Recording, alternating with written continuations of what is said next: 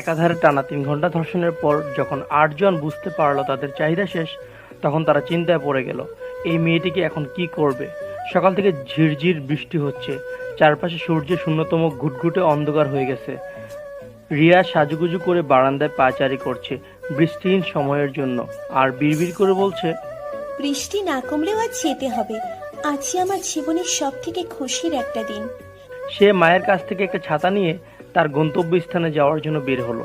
পিছন থেকে রিয়ার আম্মু বলল, মারে, এই দিনে না বের হলে হয় না? আম্মু, তুমি এত চিন্তা করছো কেন? তাছাড়া তোমার মেয়ে এখন আর ছোট নেই যে বজ্রপাতে ভয় পাবে। কোথায় যাচ্ছিস অন্ততপক্ষে এটা বলে যা। মা, আমার দেরি হয়ে যাচ্ছে, ফিরে এসে তোমাকে সব বলবো। রিয়া বাড়ির বাইরে পা রাখতেই চারপাশটা আরো বেশি অন্ধকার হয়ে আসছে। রাস্তাঘাট ফাঁকা, কোথাও কোনো মানুষের আনাগোনা নেই। রিয়া রিক্সার জন্য ছাতা মাথায় নিয়ে রাস্তায় একপাশে অপেক্ষা করছে। এই ব্যস্ত নগরীতে আবহাওয়ার ফাঁকে রিক্সাও পাওয়া যাচ্ছে না। প্রায় মিনিট 10 অপেক্ষা করার পর যখন রিক্সা চোখে পড়লো, তখন রিয়া ভাবলো, এইভাবে দাঁড়িয়ে থাকার থেকে সামনে এগোতে থাকি, কপাল ভালো হলে অবশ্যই কোনো একটা রিক্সা পেয়ে যাব। 5 মিনিট হাঁটার পর রাস্তার এক পাশে দেখতে পেল একটা রিক্সা দাঁড়িয়ে আছে, কিন্তু আশেপাশের কারো উপস্থিতি টের পাওয়া গেল না। রিয়া একটু কাছে গিয়ে দেখতে পেল রিক্সার পেছনে এক বৃদ্ধ সিগারেট খাচ্ছে আর গুনগুন করে বেসুরে গান গিয়ে যাচ্ছে। রিয়া প্রশান্তের ছেদ খুঁজে পেল এই সময়ে রিক্সা পেয়ে। মামা, ফাওয়েল উদ্যান যাবেন? রিয়ার কথা শুনে বৃদ্ধ লোকটি সিগারেট ফেলে হ্যাঁ সূচক উত্তর দিল। তবে এই বিশ্রী আবহাওয়ায় ভাড়া বেশি দিতে হবে। রিয়া ছাতা অফ করে রিক্সায় উঠে পড়ল। রিক্সা একটু এগোতেই ঝুমঝুম মুষলধারে বৃষ্টি শুরু হলো। রিয়া সেই বৃদ্ধ লোকটিকে ইঙ্গিত করে বলল যেন রিক্সা থামিয়ে তাকে একটা পর্দা নিয়ে মুড়িয়ে দেয়, আর তার কাছে যে ছাতা আছে সেটা সে ব্যবহার করতে পারে। বৃদ্ধ লোকটি রিক্সা থামিয়ে একটা পর্দা বের করে রিক্সা চারপাশটা মুড়িয়ে দিল, আর রিয়ার দিকে তাকিয়ে মুচকি হাসি দিয়ে জানালো তার ছাতা লাগবে না। সে বৃষ্টিতে ভিজে অভ্যস্ত। রিক্সা আবার চলা শুরু করলো। রিক্সার হুড উপরের দিকে ফুটছিল, যার ফলে বৃষ্টির বড় বড় ফোঁটায় তার শরীর প্রায় ভিজে যাওয়ার অবস্থা। চারিদিকে ঘুটঘুটে অন্ধকার, এক নাগারে বজ্রপাতের ধ্বনি, তার মাঝে রাস্তাঘাট জনমানবহীন। সবকিছু মিলে রিয়ার একটু ভয় কাজ করছে। রিক্সা চালকের মতিগতি তার ভালো লাগছে না। একটু পরপর তার দিকে আর চোখে তাকায়, আর মিনিট 10 পর হাসে। বুড়ো হয়েছে ঠিকই, কিন্তু চোখের জ্যোতি কমেনি। রিয়া হঠাৎ খেয়াল করলো রিক্সা অন্য একটি রাস্তা দিয়ে যাচ্ছে, যে রাস্তা দিয়ে রিয়া এর আগে কখনো যায়নি। রিয়া চিৎকার দিয়ে রিক্সা থামাতে বলল, মামা, আপনি এই রাস্তা দিয়ে আসছেন কেন? আনহে যেই জায়গায় যাইবেন এখন ওই রাস্তা দিয়া যাওন যাইব না। বৃষ্টির দিন হাড়ু পর্যন্ত পানি উড়ে। মা, আনহে আমার মায়েরই মতো, ভয় পাওয়ার কিছু নাই। অন্যদিকে মেয়ের চিন্তায় মায়ের খাওয়া দাওয়া বন্ধ হওয়ার উপক্রম। রিয়া তাদের একমাত্র মেয়ে। তাদের বিয়ে হওয়ার 10 বছর কোনো সন্তান মেলেনি। অনেক ডাক্তার আর গাইনোকোলজিস্ট দেখানোর পরে 10 বছরের মাথায় রিয়ার আগমন ঘটে এই ভুবনে। প্রতিটা ছেলে মেয়েই তাদের মা বাবার কাছে অনেক আদরের, কিন্তু রিয়া ছিল তার থেকে একটু বেশি আদরের। তাই কখনো রিয়ার পথ চলায় তার মা বাবা কখনো বাধা হয়ে দাঁড়ায়নি। রিয়ার বাবা সৌদি আরবে প্রবাসী। ক্রমে ক্রমে রিয়ার ভিতরে একটা ভয়ের পাহাড় সৃষ্টি হচ্ছে। ইচ্ছে করছে এক দৌড়ে পালিয়ে যেতে। অজানা ভয় তার ভিতরে তীরের মতো গেঁথে গেছে। কিছুক্ষণ যাওয়ার পর রিয়া দেখলো চারপাশে ঘন জঙ্গল। এইখানে কোনো রাস্তার চিহ্নমাত্র নেই। মনে হয় সে পৃথিবীর শেষ প্রান্তে দাঁড়িয়ে আছে। এরপর আর কোনো রাস্তাঘাট নেই।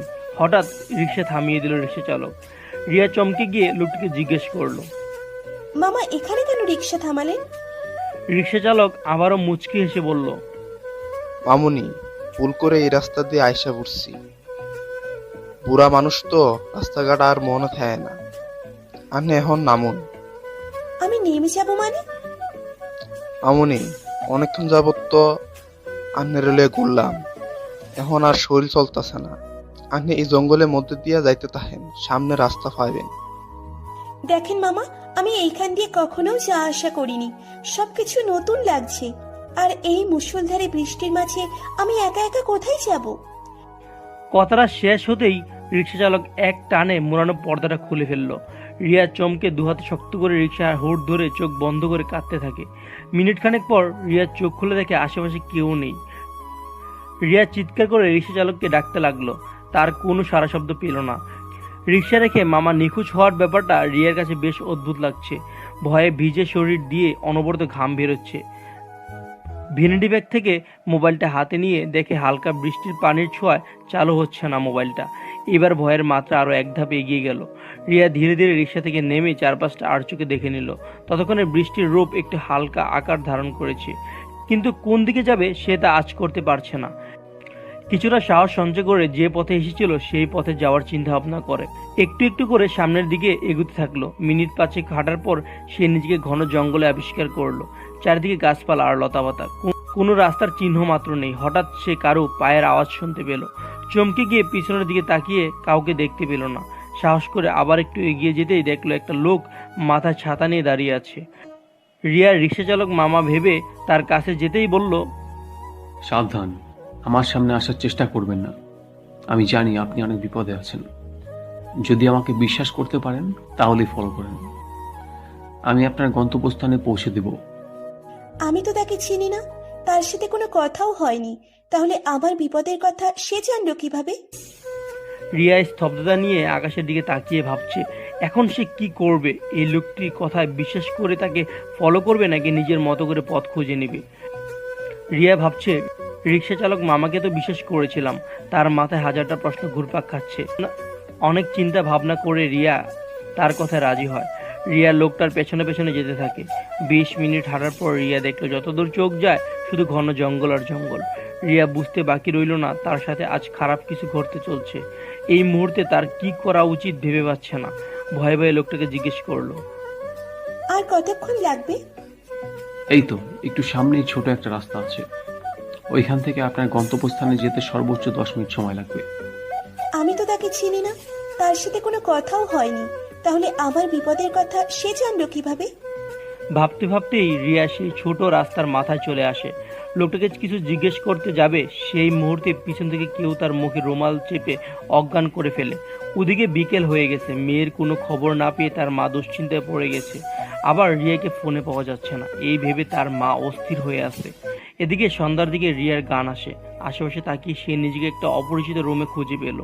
চোখে ঘুম ঘুম ভাব নিয়ে কিছুই মনে করতে পারছিল না। হঠাৎ তার হাতটা চুলের মতো কিছুকে স্পর্শ করলো। বিছানা থেকে উঠে হাতে নিয়ে দেখতে পেল বানানো চুল আর সাদা রঙের দাড়ি গোঁফ। তখন রিয়ার সবকিছু মনে পড়ে যায়। মা মা বলে চিৎকার করে কাঁদতে থাকলো। তার কান্নার আওয়াজ কেউ একজন দরজা খুলে রুমে প্রবেশ করতেই, আপনি কে? আমাকে এখানে আটকে রাখছেন কেন? আমাকে মায়ের কাছে যেতে দিন। লোকটার চোখ মুখ কালো চাদরে ঢাকা থাকায় কিছু দেখতে পেল না। লোকটা একটু একটু করে রিয়ার দিকে এগোচ্ছে আর রিয়া পেছনের দিকে পিছিয়ে যাচ্ছে। একটা সময় রিয়ার পিঠ দেয়ালে ঠেকে যায়। লোকটা এগুলো সে পিছোতে পারছে না। কথা বলার মতো সমস্ত শক্তি সে হারিয়ে ফেলেছে। শুধু 2 হাত এক করে লোকটাকে বোঝাতে চাচ্ছে তার মায়ের কাছে যেতে দিন। হঠাৎ করে লোকটা চাদরটা বিছানায় ছুঁড়ে মারে। রিয়া ভয়ে চোখ বন্ধ করে আছে। চোখ খুলে এই দৃশ্যটা দেখার মতো সে সাহস নেই। আর কতক্ষণ বা চোখ বন্ধ করে রাখবে, এই ভেবে রিয়ার চোখ খুলতেই আশ্চর্য হওয়ার প্রায় শেষ পর্যায়ে পৌঁছে গেল সে। নিলয়, তুমি? অবাক হয়েছো? অবাক কি হওয়ার কথা না?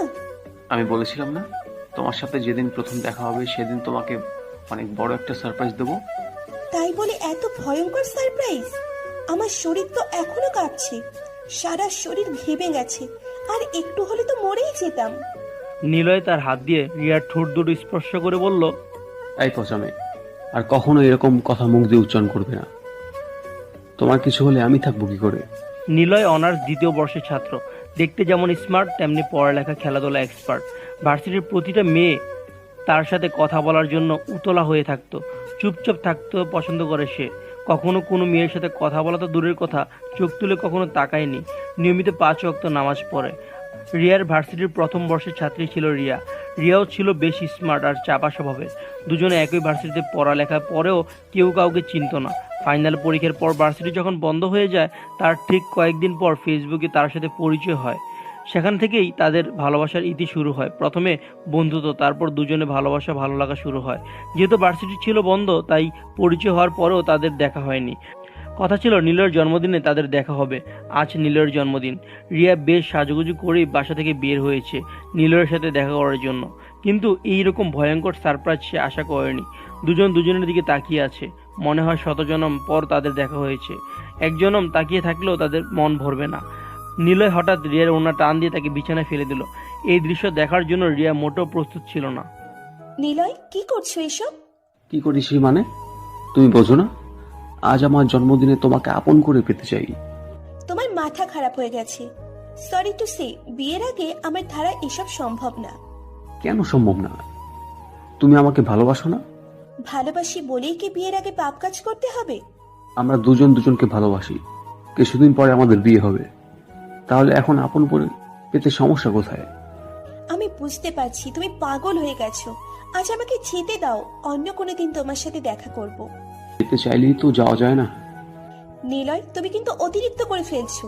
তোমাকে আমি যতটা ভালোবাসি ঠিক ততটাই বিশ্বাস করি, তাই এই রকম আবহাওয়ায় তোমার সাথে দেখা করার সাহস পেয়েছিলাম। আর সেই তুমি আমার বিশ্বাসকে খুন করে দিচ্ছ। তোমাকে বিশ্বাস করে কি ভুল করেছি? বিশ্বাস করো বলেই তো তোমার দেহটা আমাকে বিলিয়ে দিতে ভয় পাচ্ছ। এই দেহ দিয়ে যদি আমাকে খুশি করতেই না পারো, তাহলে কিসের ভালোবাসা আমায়? রিয়া এক পলকে নিলয়ের মুখের দিকে তাকিয়ে আছে। এই তার ভালোবাসার নিলয়? সে তো এমন ছিল না। তার নিলয় ছিল ভদ্র, নম্র, 5 ওয়াক্ত নামাজ পড়তো, কখনো কোনো মেয়ের দিকে তাকায়নি পর্যন্ত। আর সেই ছেলের মুখে এসব কথা রিয়া হজম করতে পারছে না। রিয়ার দু চোখ জলে টলমল করছে। বিছানা থেকে উঠে নিলয়কে ধাক্কা দিয়ে বের হতেই দেখে সামনে কয়েকজন ছেলে পথ আটকে দাঁড়িয়ে আছে। রিয়া আবার রুমে ঢুকে নিলয়ের দিকে অবাক চোখে দাঁড়িয়ে আছে। নিলয়, এসবের মানে কি? নিলয় দরজাটা বন্ধ করে রিয়াকে বুকের মাঝে জড়িয়ে ধরে ওনাটা জানলা দিয়ে বাইরে ছুঁড়ে মারে। সাথে সাথে রিয়া নিলয়ের দু গালে থাপ্পড় মেরে দরজা খুলতেই আরো একবার চমকে গেল। আকাশ ভাইয়া, তুমি? কেন অবাক লাগছে? একটু অপেক্ষা কর, তোর জন্য সুন্দর একটা সারপ্রাইজ আছে। কথাগুলো শেষ করেই আকাশ নিলয়ের কাঁধে হাত রেখে বলল, নীলা আমার বেস্ট ফ্রেন্ড। এসবের মানে কি ভাইয়া? মানেটা খুব সহজ। 4 বছর আগে এই দিনের কথা মনে আছে? সকালবেলা ঝিরঝির বৃষ্টি পড়ছিল, আর আমি তোর মাঝে একটু সুখ খুঁজতে চেয়েছিলাম বলে আমার দুগালে 2টা থাপ্পড় মেরেছি। সেদিন থেকে আজকের এই দিনটার জন্য অপেক্ষা করছি। আকাশের কথাগুলো শুনে রিয়ার সবকিছু চোখের সামনে ভাসতে থাকে। সময়টা ছিল বর্ষাকাল। সকাল থেকে টুপটুপ বৃষ্টির ছন্দ, চারপাশটা ঘুটঘুটে অন্ধকার। বৃষ্টির ছন্দ রিয়ার খুব ভালোই লাগে, কিন্তু অন্ধকার একদম অপছন্দ তার। চারপাশটা অন্ধকারে গ্রাস করে নিলেই তার ভেতরে অজানা ভয়ের পাহাড় সৃষ্টি হয়। বৃষ্টির মাঝে নজরুল সঙ্গীত তার বেশ ভালো লাগে। টেবিল থেকে মোবাইলটা নিয়ে কানে হেডফোন লাগিয়ে নজরুল সঙ্গীতে ডুবে রয়েছে নীলা। হঠাৎ করে পিছন থেকে কেউ তাকে জড়িয়ে ধরে। চমকে গিয়ে পিছনে তাকিয়ে দেখে কাজিন আকাশ। ভাইয়া কি করছো এসব? ছেড়ে দাও। আমার লক্ষ্মী বোনটাকে তো ছেড়ে দেওয়ার জন্য ধরিনি, তাকে আদর করে দেওয়ার জন্যই ধরেছি। ছি ভাইয়া, এত নিচু তোমার মন। তো কি হয়েছে? আদর করার ইচ্ছা জাগলে উঁচু নিচু ভাবার সময় নেই। আর তোর যে সেক্সি ফিগার, তাতে করে কার মাথা ঠিক থাকে বল? কথাগুলো বলার সাথে সাথেই রিয়া আকাশের 2 হাত ছুড়ে দিয়ে তার 2 গালে 2 থাপ্পড় মেরে অপমান করে রুম থেকে বের করে দেয়। রুমের দরজা বন্ধ করে অঝরে কাঁদতে থাকে। যাকে নিজের মায়ের পেটের ভাই মনে করত, সেই ভাই তার সাথে নষ্টামি করতে চেয়েছিল। রিয়া চাইলেই তার পরিবারের কাছে নালিশ করতে পারত, কিন্তু পরিবারের মান সম্মানের কথা চিন্তা করে সবকিছু অগোচরে রেখে দিয়েছিল। তখন যদি এসব প্রকাশ করত, তাহলে আজ হয়তো এই দিনটা তার দেখতে হতো না। রিয়া চুপচাপ দাঁড়িয়ে আছে, কথা বলার ভাষা হারিয়ে ফেলেছে সে। কিরে ছোট বোন আমার, মনে পড়েছে সবকিছু, নাকি আবার সেই দৃশ্যটা তৈরি করে মনে করাবো? তোমাকে আমার নিজের ভাই বলতেও লজ্জা হচ্ছে। সামান্য 2টা থাপ্পড়ের জন্য তুমি এই শয়তানটার সাথে হাত মিলিয়ে আমার এত বড় সর্বনাশ করলে। তুই তোর ভাইকে এতটা খারাপ মনে করলি? আসলে নিলয়ের সাথে আমি হাত মিলাইনি, পরিস্থিতি মিলিয়ে দিয়েছে। এমন একটা সুযোগ খুঁজছিলাম তোকে যেন উচিত শিক্ষা দিতে পারি। হঠাৎ একদিন ফেসবুকে নিলয়ের সাথে পরিচয় হয়। কিছুদিন পর জানতে পারলাম আমার সেক্সি বোনটাকে তার খুব ভালো লেগেছে। তখন থেকেই আমি নিলয়ের সাথে আরো বেশি ফ্রি হয়ে তার মনের ভেতরের আসল খবরটা বের করে নিয়ে আসি। যখন আমাদের বন্ধুত্ব বেশ পাকাপোক্ত হয়, তখনই সবকিছু নিলয়কে বুঝিয়ে বলি। আর আমার বন্ধু আমার কথায় রাজি না হয়ে পারল না। আকাশ আরো একবার নীলয়ের কাঁধে হাত রেখে দিয়ে বলল, ধন্যবাদ বন্ধু আমার কথা রাখার জন্য। রিয়া নীলয়ের আকাশের দিকে আর চোখে তাকিয়ে আছে। এই মুহূর্তে কাকে কি বলবে বুঝতে পারছে না সে। তার সাথে নীলয় এত বড় ষড়যন্ত্র করতে পারবে এ কথা ভাবতেও পারেনি সে। আকাশের দিকে তাকিয়ে বলল, নিলয় না হয় অন্য কারো ভাই, কিন্তু তুমি তো আমার ভাইয়া ছিলে, তারপরেও এই রকমটা করতে পারলে? পেছন থেকে নীলয় আকাশকে বলল, এই মালের সাথে বেশি কথা বলে সময় নষ্ট না করে শুধু খেয়ে ছেড়ে দেই। কথাটা বলেই নীলয় রিয়ার কাঁধে হাত দিতেই, এত তারা কিসের দোস্ত, যার জন্য এত আয়োজন, তার দেহটা আগে আমি টেস্ট করি। রিয়া আকাশের দুপা জড়িয়ে ধরে বলল, ভাইয়া, আমি তো তোমার বোন হই, তোমাকে ভাইয়া ডাকি। তো কি হয়েছে? থাপ্পড় মারার সময় মনে ছিল না? ভাইয়া আমি ভুল করেছি, আমাকে মাফ করে দাও। তোমাকে থাপ্পড় মারা আমার ঠিক হয়নি। আকাশ লাথি মেরে রিয়াকে ফ্লোরে ফেলে দিল। রিয়া কেঁদে কেঁদে বলল, ভাইয়া দরকার হলে 1000 বার আমাকে থাপ্পড় দাও, তারপরও আমার এত বড় সর্বনাশ করো না। তোকে থাপ্পড় দিলে কি অপমানের আগুন নিভে যাবে? তোর শরীর ভোগ করেই মনের আগুন নিভাবো। ভাইয়া তুমি পারবে তোমার বোনের সর্বনাশ করতে? কথা কম বলে তোর এই সুন্দর দেহটা দিয়ে আমাদের ঠান্ডা করে দে। রিয়া উঠে এবার নীলের পা ধরে বলল, তুমি তো আমাকে ভালোবাসো, আমার সর্বনাশ করতে একটুও খারাপ লাগবে না? আকাশের মতো নীলেও লাথি মেরে রিয়াকে ফ্লোরে ফেলে দিয়ে বলল, আমি কখন বলেছি তোকে ভালোবাসি? আমার গার্লফ্রেন্ড রেখে তোকে কেন ভালোবাসতে যাব? আকাশ একটু একটু করে রিয়ার দিকে এগিয়ে যাচ্ছে, আর রিয়া স্থির হয়ে ফ্লোরে বসে আছে। যখন রিয়ার কাঁধে হাত দিল তখনই রিয়া আকাশের হাতে কামড় দিয়ে নীলকে ধাক্কা দিয়ে পালিয়ে যাওয়ার বৃথা চেষ্টা করতে লাগলো। সে জঙ্গলের ভেতর চলে আসছে। এদিকে অচেনা রাস্তা, অন্যদিকে নরপশুদের চোখের দৃষ্টি। ভয়ে বুকের ভেতরটা ধুকধুক করতে শুরু করলো। মুষলধারে পুনরায় বৃষ্টি আগমন হলো। মাথা বেয়ে বৃষ্টির জল চোখের পাপড়ির জলে ভিজিয়ে দিচ্ছে। সেই পাপড়ি ভেজা আফসার চোখে রাস্তা খুঁজে বেড়াচ্ছে রিয়া। আজ হয়তো তার জীবনের শেষ দিন। একটা গাছের নিচে গিয়ে ভ্যানিটি ব্যাগ থেকে মোবাইলটা বের করে আরও একবার চালু করার চেষ্টা করলো। আল্লাহর রহমতে মোবাইলের ডিসপ্লে আলো দেখে তার ঠোঁটের কোণে এক চিমটি হাসি ফুটলো। কন্ট্যাক্ট নাম্বার বের করে আনমনে ভাবছে কার কাছে সাহায্য চাইবে সে। অবশেষে রিয়া তার মায়ের নাম্বারে ফোন দিল। রিং বেজে যাচ্ছে, কিন্তু কেউ ফোন তুলছে না। অনেকগুলো ফোন দেওয়ার পরেও কোনো রেসপন্স পাচ্ছিল না। হঠাৎ কারো পায়ের শব্দ শুনতে পেল সে। চুপটি মেরে গাছের সাথে মিশে গেল। আর চোখে পিছনে তাকিয়ে দেখলো আকাশ আর নিলয়, তার সাথে অনেকগুলো ছেলে পেলে। থর থর করে সারা শরীর কম্পন শুরু হলো। অন্যদিকে মেয়ের মিস কল পেয়ে মা এক নতুন জীবন খুঁজে পেল। তাড়াতাড়ি করে রিয়ার নাম্বারে ফোন ব্যাক করলো। রিয়াকে তারা যখন অতিক্রম করবে ঠিক তখনই রিয়ার ফোনের রিংটোন তাদের কানে সজোরে আঘাত দিল। রিয়া তাড়াতাড়ি ফোনটা সাইলেন্ট করে ফেললো, কিন্তু ততক্ষণে অনেকটা দেরি হয়ে গেছে। নরপশু রিয়ার ঠিক সামনেই দাঁড়িয়ে আছে। তাড়াহুড়া করে ফোনটা রিসিভ করে মায়ের কণ্ঠটা শোনার আগেই আকাশ তার গালে দুটি থাপ্পড় মারলো। মোবাইলটা মাটিতে পড়ে বৃষ্টির পানির সাথে মিশে যায়। তারপর, কি ভাবছিলি পালিয়ে যাবি? ভাইয়া তুমি আমার সাথে এমনটা করতে পারো না। কেন পারি না বোন? আমি কি তোকে খুশি করতে পারবো না? সমস্যা নেই, আমি না পারলে আমার বন্ধুরা আছে। ছি ভাইয়া, তোমার মুখ দিয়ে এত বাজে কথা বের হয় কিভাবে? আদর করার ইচ্ছে জাগলে সব কিছুই বের হয়। নীলা, এটার মুখে ওড়না পেঁচিয়ে রুমে নিয়ে যা। ভাইয়া মাপ চাইছি, এইবারের মতো আমাকে মাপ করে দাও। আমার মা বাবার দিকে চেয়ে অন্তত ক্ষমাটা করে দাও। ছোটবেলায় নিজে হাতে যেই বোনকে খাইয়ে দিতে, আজ সেই হাতে বোনের সর্বনাশ করতে পারবে? এক্স্যাক্টলি, যেই হাতে বোনকে খাইয়ে দিতাম সেই হাতেই সর্বনাশ করবো। যে বোন থাপ্পড় দেওয়ার সময় ভুলে যায় আমি তার ভাই ছিলাম, সে বোনের সর্বনাশ করতে একটু খারাপ লাগবে না। রিয়া আরও একবার আকাশের পা জড়িয়ে ধরে মাফ চাইল। আকাশ রাগ কন্ট্রোল করতে না পেরে রিয়ার পেটে লাথি মেরে মাটিতে ফেলে দিল। বৃষ্টির পানির উপর আছড়ে পড়ে রিয়ার জামা কাপড় ভিজে গেছে। ভিজে জামা কাপড়ের উপর ফর্সা শরীর অবলোকন করছে নরপশুরা। রিয়া ব্যথায় কুকরাতে থাকলো, আর কিছু বলার মতো সাহস পাচ্ছিল না সে। নিলয় বুক থেকে ওড়না নিয়ে রিয়ার মুখে পেঁচিয়ে নেয়। পশুর মতো টানতে টানতে রিয়াকে রুমে নিয়ে যায়। নীলা, দরজা বাহির দিয়ে বন্ধ করে দে, আমার কাজ শেষ হলেই তুই ঢুকবি। আকাশের কথা মতো নিলয় বাহির দিয়ে দরজা বন্ধ করে দিয়ে তার সময়ের অপেক্ষা করছে। সাথে আরও 6 জন ছেলে অপেক্ষা করছে। শেষবারের মতো হাত জোর করে মিনতি করল রিয়া, কিন্তু তার সমস্ত কিছু বিফলে গেল। অবশেষে রিয়া তার ভাগ্যকে মেনে নিল। চোখ মিলে তাকাতে পারছে না সে। আফসা চোখে তার প্রিয় ভাইকে দেখে নিল। বিড়বিড় করে বলল, তোর মতো জানোয়ার যেন আর কোনো মায়ের গর্ভে পয়দা না হয়, তোর মতো পশু যেন আর কারো ভাই না হয়। রিয়ার কথা শুনে আকাশ থাপ্পড় দিয়ে বিছানায় ফেলে দেয়। ধীরে ধীরে রিয়ার জামা কাপড় খুলে সম্পূর্ণ উলঙ্গ করে দেয়। রিয়া চোখ বন্ধ করে আছে। যেখানে ধর্ষণ সুনিশ্চিত সেখানে মজা নেওয়াই ভালো। তবে হাজারো জলরাশি তার দু চোখে খেলা করছিল। বারবার মনে হচ্ছিল তার মা বাবার কথা।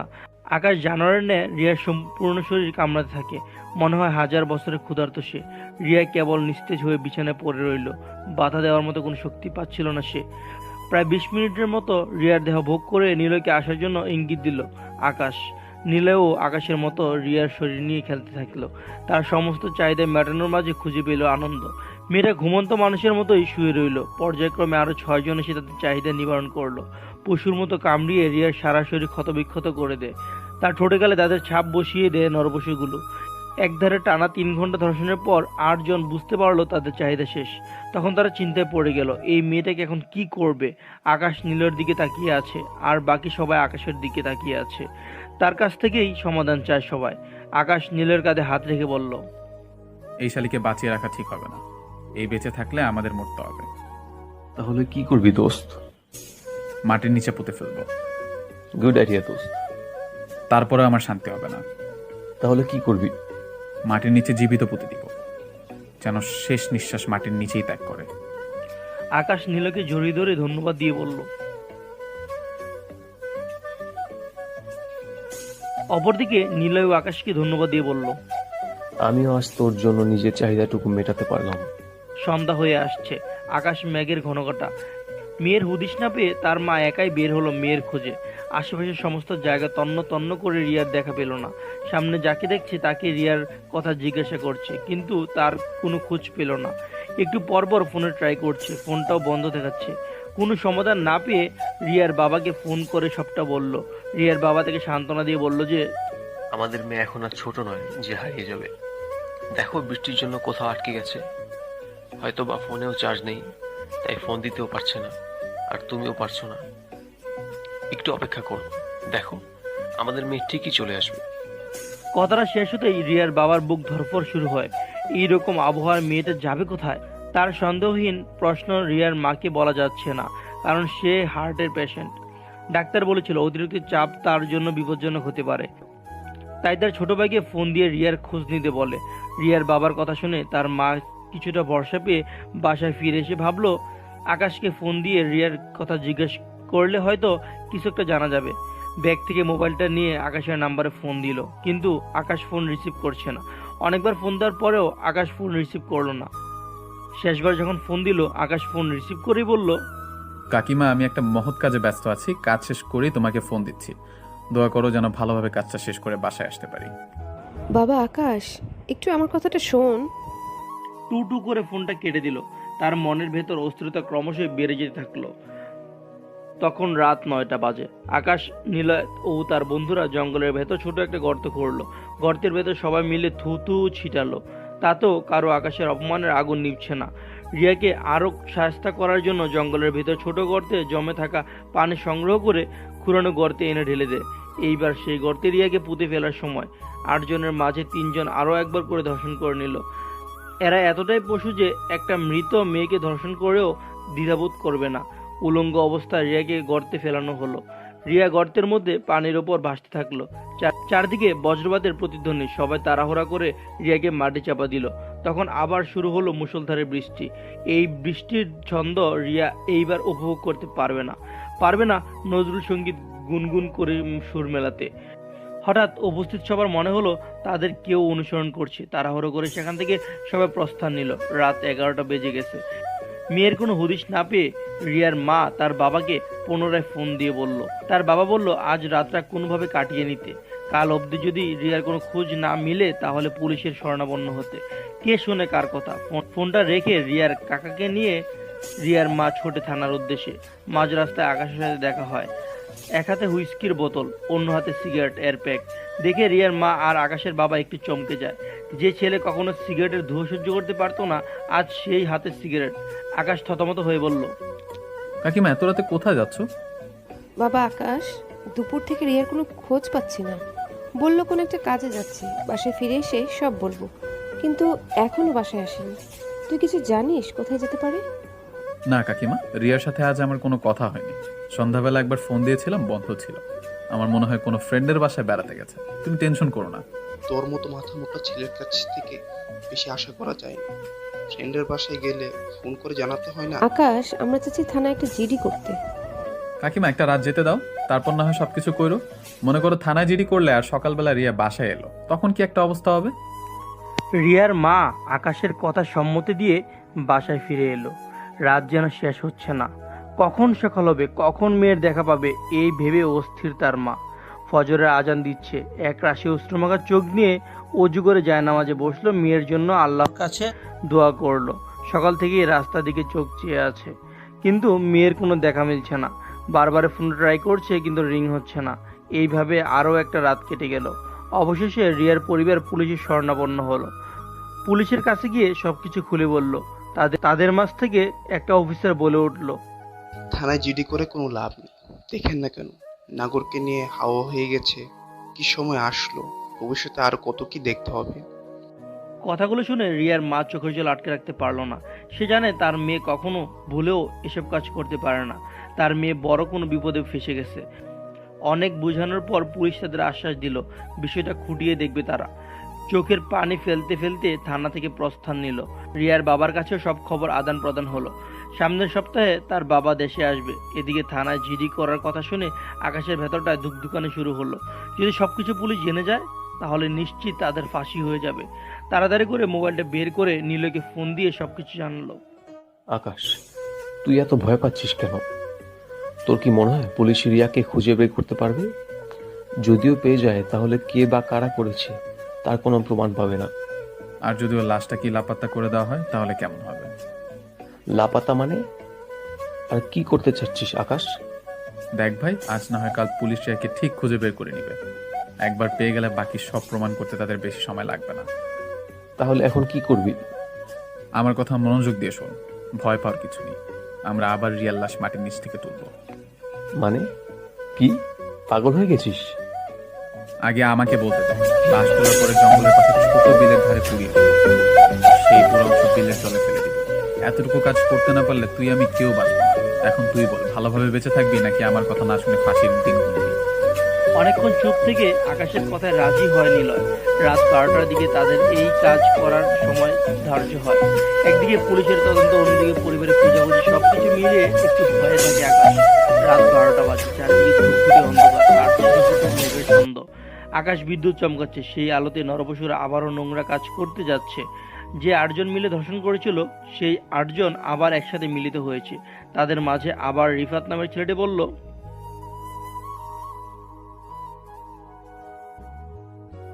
বাকি সবাই হু হু করে হেসে দেয়, কিন্তু আকাশ আর নিলয় তাদের মতো হু হু করে হাসতে পারছে না। রিফাত, এখন একটু চুপ করে থাক, আমাদের কাজটা করতে দে। প্রায় 10 মিনিট মাটি খোঁড়ার কাজ শেষ করে নিচের দিকে টর্চ লাইট জ্বালানোর সাথে সাথেই সবাই ভয় পেয়ে গর্ত থেকে 10 হাত দূরে চলে গেল। এই দৃশ্য দেখার জন্য তারা মোটেও প্রস্তুত ছিল না। ভয়ে তাদের হাত পা ঠান্ডা হয়ে যায়। গর্তে কোনো লাশ ছিল না। গর্তের নিচের স্তরে মাংসবিহীন কঙ্কাল পড়ে আছে। ভয়ে তাদের চোখগুলো কপালে উঠে যায়, গলা শুকিয়ে কাঠ হয়ে যায়। 3 দিন আগে কাউকে আধমরা অবস্থায় মাটি চাপা দিয়ে গেলে এইটুকু সময়ের মধ্যে কিভাবে মাংস পচে হাড়গুলো পরিত্যক্ত হয়ে থাকে। আকাশ আর নীলের চোখের দিকে সবাই তাকিয়ে আছে।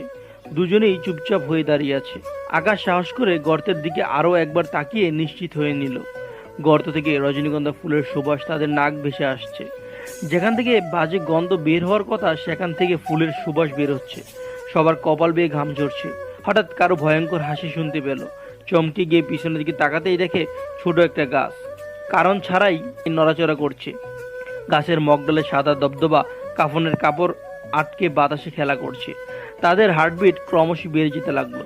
তাড়াহুড়ো করে সেখান থেকে সবাই প্রস্থান নিল। এদিকে 2 দিন ধরে তদন্তের কাজ শুরু করে পুলিশ, কিন্তু এগিয়ে যাওয়ার মতো কোনো সূত্র পাচ্ছে না। অনেক খোঁজাখুঁজি করে তারা একটা সূত্র ধরে এগিয়ে যায়।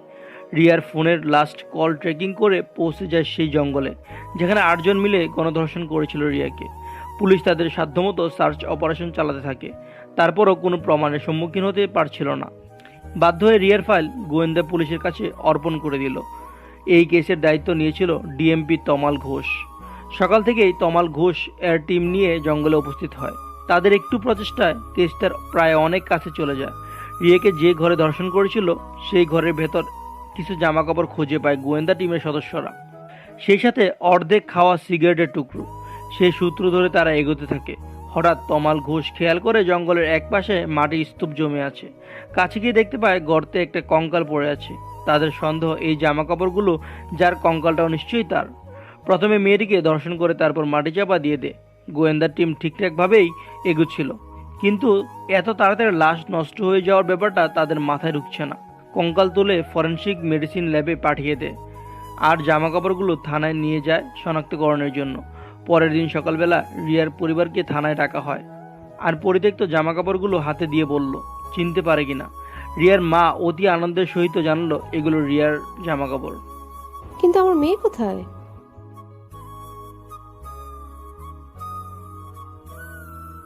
স্যার, আমার মেয়ে কোথায়?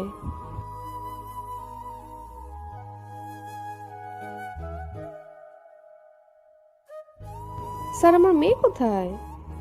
সে আর পৃথিবীতে বেঁচে নেই। তাকে খুন করা হয়েছে। কে বা কারা করেছে এই নোংরা কাজ তা এখনো জানা যায়নি। কিছুদিনের মধ্যেই আমরা অপরাধীকে খুঁজে বের করে শাস্তি দেব। স্যার, এসব কি বলছেন? আপনাদের কথা ভুল হচ্ছে। আপনার হাতে যে কাপড় চোপড়গুলো দেখছেন, আমরা সেগুলো জঙ্গলের ভেতর পরিত্যক্ত অবস্থায় পাই। প্রথমে রিয়াকে দর্শন করা হয়েছে, তারপর সুষ্ঠু চিন্তা ভাবনায় খুন করে মাটি চাপা দেওয়া হয়েছে। রিয়ার মা কথা বলার ভাষা হারিয়ে ফেলে নিস্তব্ধ হয়ে চেয়ারে বসে রইল। কথা বলার মতো শক্তি হারিয়ে ফেলল। ঠিক তখন থানায় রিয়ার বাবা এসে হাজির। একটু আগে বাসায় এসে শুনল তার স্ত্রী থানায় গিয়েছে। সে দেরি না করে তাৎক্ষণিক থানায় চলে আসে। রিয়ার মায়ের পাশের চেয়ার টানতে টানতে বলল, স্যার, আমার মেয়ের কোনো খোঁজ পেলেন? এইবারও তমাল ঘোষ চুপ করে আছেন। তার নীরবতা অনেক কিছু প্রকাশ করছে। বাধ্য হয়ে তার স্ত্রীকে জিজ্ঞেস করলো। সেও চুপ করে বসে আছে। রিয়ার বাবার তর সইছে না। তার স্ত্রীর কাঁধে শক্ত করে হাত দিয়ে বলল, আমাদের রিয়া কোথায়? স্বামীর হাতের ছোঁয়ায় তার চিন্তার ছেদ ঘটতেই জড়িয়ে ধরে কাঁদতে কাঁদতে বলল, ওগো, আমাদের রিয়া মামুনি আর বেঁচে নেই। কেউ না কেউ আমার মামুনিকে। রিয়ার বাবা বড় বড় চোখ করে তমাল ঘোষের চোখের দিকে তাকিয়ে কাঁপা কাঁপা কণ্ঠে জিজ্ঞাসা করলো, স্যার, সত্যি কি আমার মেয়েটা বেঁচে আছে? নিজেকে সংযুক্ত রাখুন। যে চলে গেছে তাকে নিয়ে ভেবে লাভ নেই। যে আছে তাকে নিয়ে ভাবুন। আপনার স্ত্রীকে সামলান। দুজনের চোখে অশ্রু খেলা করছে। কেউ কারো দিকে তাকিয়ে কথা বলতে পারছে না। মেয়ে হারানোর সাথে সাথে তাদের মুখের ভাষাও হারিয়ে যায়। তদন্তের জন্য রিয়ার পরিবারকে তমাল ঘোষ জিজ্ঞাসাবাদ করে। উত্তরে তাদের পরিবার জানায় রিয়ার সাথে কখনো কারো সম্পর্ক ছিল না। তাদের সাথেও কারো কোনো হিংসা বিদেশ ছিল না। এই মুহূর্তে রিয়ার মা বাবা ফরেনসিক ল্যাবে দাঁড়িয়ে আছে তার মেয়ের কঙ্কাল দর্শনের জন্য। শেষবারের মতো তাদের মেয়ের অবশিষ্ট অংশ দেখার জন্য অস্থির হয়ে আছে।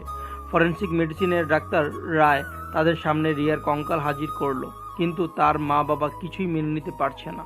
এটা তাদের আদরের মেয়ে রিয়া মামনি। দুচোখ জুড়ে জলে টলমল করছে। রিয়ার কঙ্কাল জড়িয়ে ধরে দুজনে কাঁদতে থাকে। মনে হচ্ছে তাদের দেহ থেকে আত্মাটাকে সরিয়ে রেখেছে কেউ। দুজনেই সেটার উপর চুমু খেতে লাগলো। ততক্ষণে ডাক্তার রায় তমাল ঘোষের কাছে এই রহস্যময় কঙ্কালের বিষয়টা বুঝিয়ে বলল, দেখুন স্যার, আমি হলফ করে বলতে পারি এই কঙ্কালটা অনেক পুরনো। কয়েকদিন আগে মৃত্যু হলে মানুষের কঙ্কাল কখনো এমন হতে পারে না। যদিও এমন হয়, তারপরেও কঙ্কালের গায়ে মাংসপিণ্ড লাগা থাকতো। তাহলে ডাক্তার, আপনি বলতে চাচ্ছেন এটা কোনো মেয়ের কঙ্কাল নয়? স্যার, আমার দিক থেকে মনে হচ্ছে এই সপ্তাহখানেক আগের কঙ্কাল না, কিন্তু আমাদের সমস্ত প্রমাণ দেখে মনে হচ্ছে এটা মেয়ের কঙ্কাল। এর থেকে বেশি কিছু বলতে পারছি না। তমাল ঘোষ এই কেসের আগাগোড়া কিছুই বুঝতে পারছে না। রিয়ার মা বাবাকে বলল, ইচ্ছে হলে আপনারা এই কঙ্কালকে ইসলামের বিধি মোতাবেক কবর দিতে পারেন। তবে আমি বলতে চাচ্ছি যে আর কিছুটা দিন সময় দিলে ভালো হতো। আর অনেক কিছু জানার বাকি ছিল। রিয়ার মা বাবা তমাল ঘোষের কথা মেনে নিয়ে বাড়িতে ফিরে আসে। রুমে ঢুকতেই আকাশ বলল, কাকিমা রিয়ার ব্যাপারে কিছু জানতে পারলে? রিয়ার মা চুপ করেই রইল। কষ্টে তার বুকটা ফেটে যাচ্ছে। রিয়ার বাবা শান্ত হয়ে আকাশকে সবকিছু খুলে বলল। মিথ্যা কান্নায় ভেঙে যায় আকাশ। অথচ তার ভেতরে মানুষ নামের পশু মন কেউ চিনতে পারল না। বিকেলবেলা আরও একবার ডাক্তারের কাছে আসার জন্য তমাল ঘোষ অনুরোধ করলো। রিয়ার মা বাবা দুজনেই ফরেনসিক ল্যাবে যাওয়ার পর ডাক্তারের কথা শুনে অবাক হয়ে যায়। ডাক্তার রায় তাদের উদ্দেশ্যে বললেন, আপনাদের জবান অনুযায়ী রিয়া মামুনির জন্মের পরেও কোনো শারীরিক বিকলাঙ্গতা ছিল না। M I right? স্যার, আমাদের মেয়ের শারীরিক কোনো সমস্যা ছিল না। আমি বলছি সমস্যা ছিল, হয়তো আপনারা কখনো খেয়াল করেননি। রিয়া মা চিৎকার করে বলল, স্যার, কতবার বলবো আমাদের মেয়ে 8-10টা মেয়ের মতোই স্বাভাবিক ছিল। আপনি কেন বিশ্বাস করছেন না? তাহলে এই কঙ্কাল আপনাদের মেয়ের না? স্যার, একবার বলছেন আমাদের মেয়ের, আবার বলছেন না। আমাদের নিয়ে আপনারা মজা করছেন। সরি টু সে, আমি বলতে বাধ্য হচ্ছি যে আসলে তাড়াহুড়ো করতে গিয়ে আমাদের কিছু মিস্টেক হয়েছে। শুরু থেকে আমার সন্দেহ ছিল এটা কয়েকদিনের মৃতদেহের মানুষের কঙ্কাল হতে পারে না। তাই পুনরায় ভালোভাবে কঙ্কালটিকে অবজার্ভ করে দেখতে পেলাম মেয়েটির পায়ে 5টি আঙ্গুলের পরিবর্তে 6টি আঙ্গুলের হাড় রয়েছে, যেগুলোকে মেডিকেল সায়েন্সের মেটারসাল বলে। একটা নর্মাল মানুষের মেটারসাল 5টি হয়ে থাকে, সেখানে এই কঙ্কালের মোট মেটারসাল হচ্ছে 6টি। যদি আপনাদের কথা সঠিক হয় তবে কঙ্কালটি আপনার মেয়েদের নয়। ডাক্তার রায়ের কথা শুনে তারা দুজনেই স্থির হয়ে দাঁড়িয়ে রইল। তাদের দুজনের মাঝে কি ঝড় চলছে সেটা কেউ বুঝতে পারছে না। রিয়ার বাবা ডাক্তার রায়ের একটু কাছে গিয়ে বলল, স্যার তাহলে আমাদের মেয়ে কোথায়? আমাদের পক্ষে এটা বলা সম্ভব হচ্ছে না। আপনাদের মেয়ে কোথায় সেটা খুঁজে বের করবে গোয়েন্দা টিম। এখন আপনারা আসতে পারেন, দরকার হলে আমরা আবার ডেকে আনবো। ডাক্তার রায়ের কথা শুনে তারা একটু ভরসা পায়। যাই হোক না কেন তাদের মেয়ে এখনো বেঁচে আছে। বাসায় গিয়ে আনন্দের সহিত সবাইকে জানিয়ে দেয় ওই কঙ্কালটি তাদের মেয়ের না, তাদের মেয়ে এখনো বেঁচে আছে। রিয়ার মায়ের মুখে এমন কথা শুনে আকাশের বুকের ভেতরটা ছেদ করে ওঠে। এটা কিভাবে সম্ভব? একটা মেয়েকে 8 বার ধর্ষণ করে মাটি চাপা দেওয়ার পরেও বেঁচে আছে? এটা কখনো হতে পারে না। আকাশের সারা শরীর ঘেমে ছেয়ে গেছে। রুমে ঢুকে নীলের কাছে ফোন দিয়ে সবকিছু খুলে বলল আকাশ। তার কথা শুনে নীলের রীতিমতো থরথর করে কেঁপে উঠেছে। আকাশ সিদ্ধান্ত নিল এর একটা বিহিত করতেই হবে। রাত 10টায় 8 জন মিলে সাক্ষাৎ করে ডিসিশন নেয়। অন্যদিকে ডাক্তার রায়ের কথায় অফিসার তমাল ঘোষের ভাবনা ছেদ ঘটে। এই কঙ্কাল মেয়েটির না হলে কার হতে পারে? তাছাড়া মেয়েটি এখন কোথায়? তাদের মনে হাজারটা প্রশ্ন উকিঝুঁকি দিচ্ছে। সব প্রশ্নের সমাধান একটাই, যেভাবে হোক রিয়াকে খুঁজে বের করতে হবে। অফিসার তমাল ঘোষ ডাক্তার রায়ের কাছ থেকে আরও কিছু তথ্য নিয়ে দলবল নিয়ে জঙ্গলে উপস্থিত হলো। জঙ্গলের প্রতিটি রাস্তাঘাট সিল করে দিল। টিমের প্রতিটি সদস্য জঙ্গলের প্রতিটা জায়গা তন্ন তন্ন করে কিছু পাচ্ছে না। হঠাৎ জুনিয়র অফিসার সাব্বির হাসান ছোট বিলের ধারে ছোট ড্রামের ভেতর পেট্রোল আর ছোট এক ক্যান্টিনে কেরোসিনের দেখা পেল। ড্রাম আর ক্যান্টিন দুটোই ফিল আপ ছিল। গোয়েন্দা টিম তবুও খুঁড়িয়ে দেখে নিল। এই সব দেখার পর তাদের মনে নতুন এক প্রশ্নের উদয় হলো। হতে পারে মেয়েটিকে দর্শন করার পর পুড়িয়ে ফেলতে চেয়েছিল। দুর্ভাগ্যবশত মেয়েটি পালিয়ে যায়। তাকে ধাওয়া দেওয়ার নেশায় মগ্ন ছিল বলে অপরদিকে ড্রাম আর ক্যান্টিন লাপাত্তা করার কথা মনে ছিল না। কিন্তু টিমের বাকি সদস্যের প্রশ্ন ছিল যদি মেয়েটি পালিয়ে যায় তাহলে এই কঙ্কালটি কার হতে পারে? কিছুক্ষণের জন্য মেনে নিলাম উক্ত পাওয়া কঙ্কালটি এই মেয়ের না। তাহলে মেয়েটি নিখোঁজ হওয়ার পর অনেক আগের কঙ্কাল দৃশ্যমান হলো কিভাবে? তাও আবার গর্তের উপরে মাটি খোঁড়া অবস্থা ছিল। হয়তো মেয়েটির সাথে এই ঘটনার সাদৃশ্য রয়েছে। আর না হয় মেয়েটি সমাজের মানুষের কাছ থেকে নিশ্চিহ্ন হওয়ার জন্য মৃত্যুর অনুকূলে এই দৃশ্য তৈরি করেছে। প্রতিটা পয়েন্ট ধরে গোয়েন্দার টিম এগিয়ে যাচ্ছে। রাত 10টা বাজে টং দোকানে 8 জন মিলে খামে খেয়াল দিয়ে বসে আছে। কারো মুখে কোনো আওয়াজ নেই। আকাশ একটা সিগারেট ফুঁকতে ফুঁকতে তাদের নিয়ে স্কুলের মাঠে বসে আলোচনা করলো। সব কিছু শুনে নিলয় বলল, আকাশ, এটা রিয়ার আত্মা হতে পারে না? দূর, তুই এখনো আদিকাল নিয়ে পড়ে আছিস। এসব আত্মা টাত্মার ভয় আমাকে দেখাইস না। আকাশের কথা শেষ হতে না হতেই ঝুমঝুম বৃষ্টি শুরু হলো। এক নিমিষেই চারিদিকে অন্ধকার হয়ে গেছে। হঠাৎ তাদের বন্ধু রিফাত খেয়াল করলো আশেপাশে কোথা হতে অদ্ভুত হাসির আওয়াজ বের হচ্ছে। আর চোখে আশেপাশে তাকিয়ে দেখে নিলয়। বাকি সবাই আলোচনা মগ্ন। সবার থেকে রিফাত ছিল একটু বেশি সাহসী, কিন্তু চুপচাপ থাকতে বেশি পছন্দ করত। রিফাত হাসির আওয়াজ আবিষ্কার করতে তাদের থেকে একটু আলাদা হয়ে গেল। বাকি সবার কথাবার্তা শেষ হতেই খেয়াল করলো রিফাত নেই। আশেপাশে ডাকাডাকি করেও তার কোনো হুদিশ পেল না। নিলয় রিফাতের নাম্বারে ফোন দিয়ে দেখে রিং হচ্ছে, কিন্তু ফোনটা রিসিভ করছে না। অজানা ভয়ের সাথে ডুগডুগানি শুরু হয়। নিলয় আবার ফোন দিয়ে দেখলো আশেপাশে রিফাতের ফোনের রিংটোন শোনা যাচ্ছে। রিংটোনের সূত্র ধরেই সবাই রিফাতকে খোঁজার জন্য ব্যস্ত। রিফাত ফোন রিসিভ না করে পাল্টা মেসেজ দিয়ে একটু স্কুলের পেছনে এসে দেয়। টুকটাক বৃষ্টি, সন্ধ্যে সবাই নিজেকে হারিয়ে ফেলবে। এমন মেসেজ দেখে রিফাতকে সবাই গালি দিতে থাকে। বিপদের সময় সে কবি হতে চায়। গুটি গুটি পায়ে সবাই এগিয়ে যাচ্ছে, কিন্তু বৃষ্টির জলের ধারায় তারা কেউ ভিজতে চাইছে না। রাগান্বিত হয়ে নিলয় আবার রিফাতের নাম্বারে ফোন দিল, রিসিভ হচ্ছে না। বজ্রপাতের আওয়াজ বেড়েই যাচ্ছে, কিন্তু রিফাতের এমন কর্মকাণ্ডে সবাই অতিষ্ঠ। আকাশ বাধ্য হয়ে বলল, একটু ভিজলে কিচ্ছু হবে না, দেখে আসি হারামজাদা আবার কাকে পছন্দ করেছে আমাদের না জানি। আকাশের কথা শুনে সবাই হেসে ঘুরিয়ে গেল, কিন্তু নিলয়ের মনের ভেতরে ভয়ের বাসা বেঁধেছে। আকাশের কথা মতো সবাই বৃষ্টিতে ভিজেই স্কুলের পেছনে গিয়ে রিফাতকে ডাকতে থাকলো, কিন্তু তার কোনো সাড়া পেল না। মিনিট 5 পর আরও একটা মেসেজ আসলো রিফাতের ফোন থেকে, বন্ধু তোদের পিছনে তাকিয়ে দেখ। নিলয় পিছনের দিকে তাকাতেই শরীরের সমস্ত শক্তি দিয়ে চিৎকার করে উঠল। বাকি সবাই তখনও কিছু টের পায়নি। আকাশ নিলয়ের হাত দুটো শক্ত করে ধরে চিৎকার দেওয়ার কারণ জানতে চাইলে নিলয় আকাশকে তাদের পিছনের দিকে তাকাতে বলল।